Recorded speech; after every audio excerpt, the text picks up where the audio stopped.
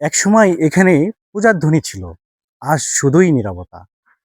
নেই কোনো পূজা, নেই কোনো রক্ষণাবেক্ষণ। ইতিহাসের যেন একটি একটি মর্মান্তিক একটি জীবন্ত সাক্ষী।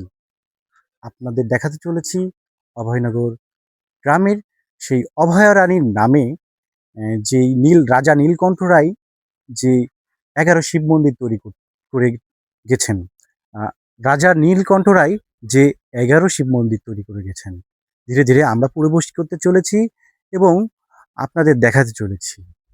এখন আমাদের সামনে যে সুবিশাল স্থাপনাটা দেখছেন, এটাই সেই রাজা নীলকণ্ঠ রায় তৈরি করে গিয়েছেন তার নিজের হাতে তার বিধবা কন্যার জন্য, অভয়া রানীর জন্য। সেই স্থাপনা আজ আপনাদের দেখাতে চলেছি।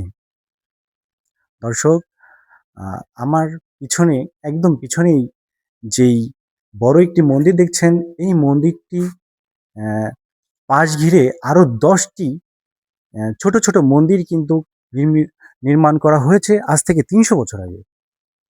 আজও পর্যন্ত কিন্তু এটি দাঁড়িয়ে আছে।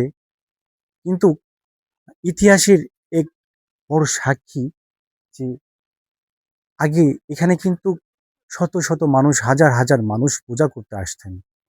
আজ কেউ আসে না আর পূজা করতে। আজ নেই কোনো রক্ষণাবেক্ষণ। দেওয়ালগুলোর দেওয়ালগুলোর অবস্থা অনেক খারাপ। প্রতিটি দেখতে পাচ্ছেন প্রতিটি মন্দিরে কিন্তু দরজা ছিল, প্রবেশের যে দরজাগুলো ছিল সেই দরজাগুলো আজ যেন নেই। দুই একটা আছে, তবুও সেটা অচল। দর্শক, সবাই ভালো থাকবেন, সুস্থ থাকবেন। নতুন আরেকটা ভিডিও দেখার জন্য আমাদের ভিডিওটি এই সাইডে লাস্টের যে ওই তো লাস্টেরটা তো শেষ করে দিচ্ছ না, তাহলে এটা ভালো কাজ হয়।